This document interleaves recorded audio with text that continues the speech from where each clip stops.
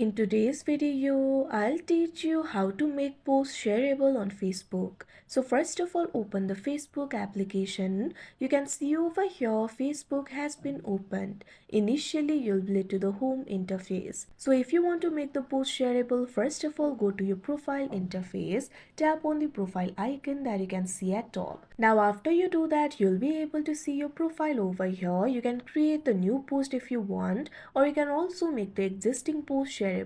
For that, what you have to do is simply set the privacy of the post to public. For that, tap on the three dots that you can see on that particular post. After you do that, tap on this option, edit privacy. Now you'll be able to find various options over here. Tap on this option, public. After that, tap on the save option that you can see on the screen.